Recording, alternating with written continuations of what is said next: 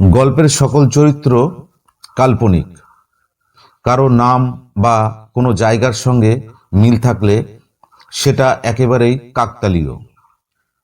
প্রকাশিত গল্পগুলি কেবলমাত্র বিনোদনের জন্য, এর সঙ্গে বাস্তবের কোনো মিল নেই।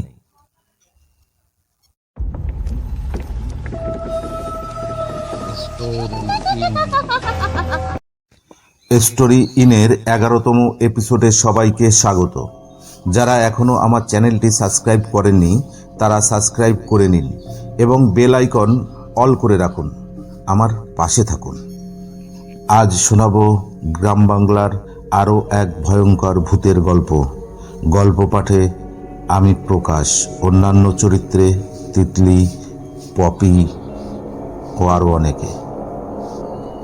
শুরু করছি আজকের গল্প, অভিশপ্ত আংটি। বিজয় রাতের অন্ধকারে জঙ্গলের পথ ধরে একা বাড়ি ফিরছিল। তার হাতের লণ্ঠনের আলো টিম টিম করে জ্বলছিল। চলতে চলতে সে লণ্ঠনের আলোয় দেখল রাস্তার পাশে কি একটা ঝিলিক দিয়ে উঠল। বিজয় সেই দিকে এগিয়ে গেল এবং দেখল এক তরুণী মৃত অবস্থায় পড়ে আছে। বিজয় ভীষণ ভয় পেয়ে যায়। তারপর সে দেখতে পায় মেয়েটির ডান হাতের আঙুলে একটি হীরের আংটি। লণ্ঠনের আলো পড়তেই সেটি জল জল করে উঠল। বিজয় থমকে গেল, লণ্ঠনটা নিচে নামিয়ে রাখল। এবার মৃত মেয়েটির আঙুল থেকে আংটিটি খোলার চেষ্টা করল। আঙুলটা ফুলে ওঠায় কিছুতেই আংটিটা আঙুল থেকে বার করা যাচ্ছিল না। তখন বিজয় পকেট থেকে একটা চাকু বের করে। এবার চাকু দিয়ে আঙুলটা পুচিয়ে পুচিয়ে কাটতে শুরু করলো। তখনই রাতের নীরবতা ভেঙে একদল শেয়াল কাছাকাছি বেশ জোরে ডেকে উঠল। বিজয় প্রচণ্ড ভয় পেয়ে আঙুল সহ আংটিটা পকেটে পুরে ফেলল। এবার ওখান থেকে জোরে ছোটা শুরু করলো। ছুটতে ছুটতে একেবারে বাড়িতে এসে তবেই থামলো। বাড়ি এসে কাউকে কিছু না জানিয়ে চুপি চুপি কাটা আঙুলটা থেকে আংটিটা বের করলো আর আঙুলটা বাড়ির পেছনের বাগানে পুঁতে ফেলল। তারপর অনেক দিন, প্রায় 10 বছর কেটে গেছে। বিজয় সেই আংটি বিক্রির টাকায় ব্যবসা করে আজ সে প্রচুর অর্থ সম্পত্তির মালিক। সেই মৃত মেয়েটির কথা বিজয় ভুলেই গেছে। এক অমাবস্যার রাত, চারিদিকে ভীষণ অন্ধকার। বাড়িতে বিজয় সে রাতে একাই ছিল। আজ যেন আধারটা একটু বেশি। বিজয় বসার ঘরে চেয়ারে বসে টিভিতে একটা ভূতের সিনেমা দেখছিল। হঠাৎ দরজায় কে যেন কড়া নাড়তে লাগলো। বিজয় একটু বিরক্ত হয়ে দরজাটা খুলল। দেখল সাদা শাড়ি পরে একজন তরুণী দাঁড়িয়ে আছে। ঘোমটা দিয়ে মাথা মুখ প্রায় ঢাকা। মুখ ঢাকা থাকলেও তার সৌন্দর্য ঢাকা পড়ছে না। বিজয় মেয়েটিকে প্রশ্ন করল,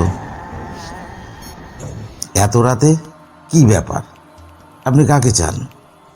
এত রাতে কেনই বা এসেছেন এখানে? তরুণী ভাঙা ভাঙা গলায় বলল, আমি অনেক দূর থেকে এসেছি। এই পাশের গ্রামেই আমার মামার বাড়ি। ট্রেনটা এত লেট করলো আর রাস্তাটা দুধারে জঙ্গলে ভরা। সত্যি কথা বলতে কি, আমি রাস্তাও হারিয়ে ফেলেছি। সেই সকালে বাড়ি থেকে বেরিয়েছি, সারাদিন তেমন কিছু খাওয়াও হয়নি। প্রচণ্ড ক্ষুধাও পেয়েছে, আর পথ চলতে পারছি না। তাই আর কি বলছিলাম, যদি রাতের মতো একটু আশ্রয় ও কিছু খাবার দিতেন তাহলে আমার খুব উপকার হতো। বিজয় কিছু একটা ভাবল, তারপর বলল, ঠিক আছে, আপনি বিপদে যখন পড়েছেন আমি আপনাকে আশ্রয় খাবার দুটোই দেব। তবে একটা কথা আছে। কি কথা? আপনি কোনো দ্বিধা না করেই বলতে পারেন। আসলে বাড়িতে আজ কেউ নেই। আপনাকে আগামীকাল খুব ভোরে কিন্তু চলে যেতে হবে। বুঝতেই পারছেন, পাড়ার লোক নানা কথা বলবে আমায়।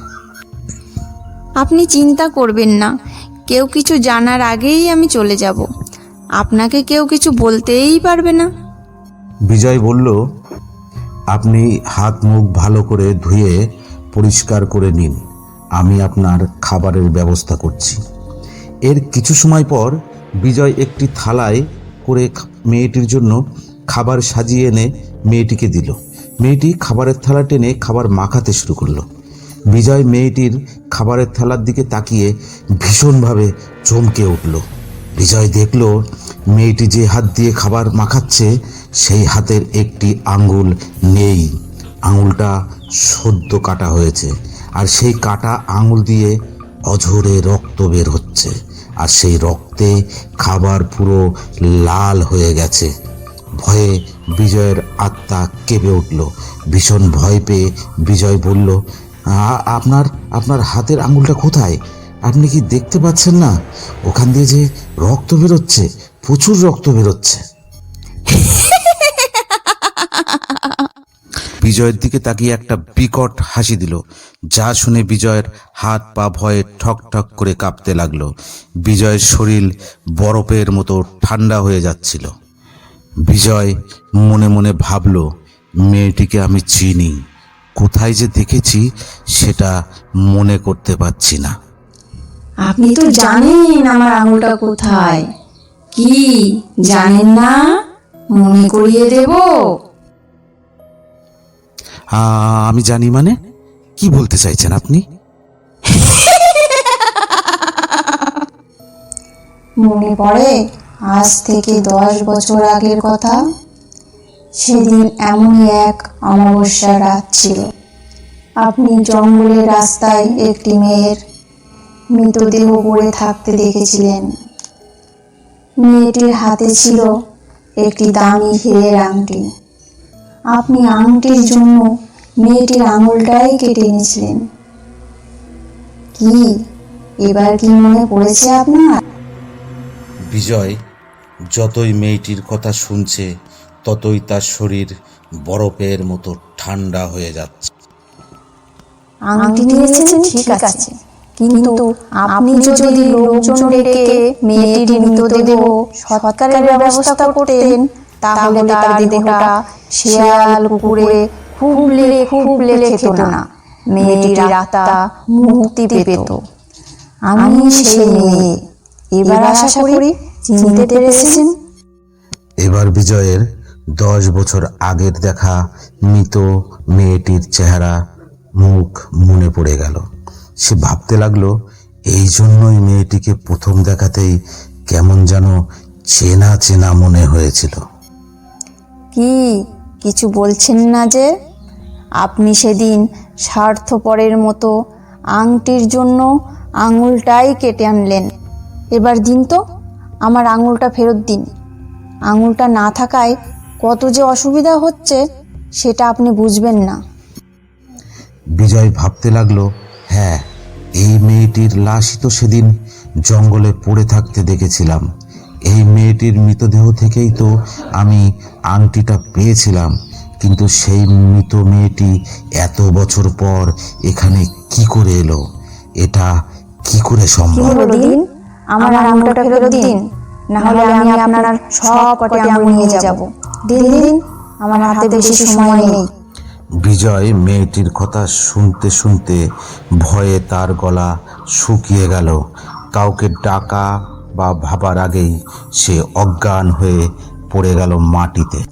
পরদিন বাড়ির লোকজন অনেক ডাকাডাকির পরও যখন কেউ দরজা খুলল না, তখন দরজা ভেঙে সকলে ভিতরে প্রবেশ করল এবং দেখল বিজয় মেঝেতে পড়ে আছে, যেন কোনো কিছু দেখে প্রচণ্ড ভয় পেয়ে মারা গেছে সে। তার মুখটা নীল হয়ে গেছে। ডাক্তার ডাকা হলো। ডাক্তার এসে পরীক্ষা করে বললেন, বিজয় কোনো কিছু দেখে প্রচণ্ড ভয় পেয়ে হার্ট অ্যাটাক করে মারা গেছে। সকলে আর একটা জিনিস লক্ষ্য করলো, বিজয়দের বাড়ির বাগানের এক জায়গায় বেশ খানিকটা জায়গা খোঁড়া। মনে হচ্ছে কে যেন ওখান থেকে কিছু একটা নিয়ে গেছে, কিন্তু কেউ জানতে পারলো না ওখানে মাটি খুঁড়লো কে, আর কেই বা ওখান থেকে নিয়ে গেছে সে।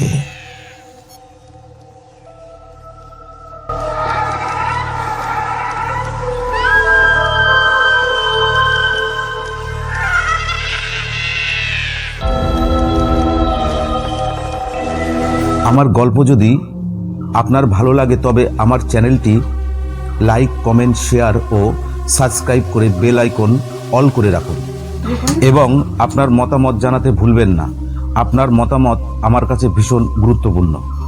আর একটা কথা, আপনি কি ভূত বিশ্বাস করেন বা করেন না? কমেন্ট করে জানাতে ভুলবেন না। সর্বশেষে বলি, সকলে ভালো থাকুন, সুস্থ থাকুন।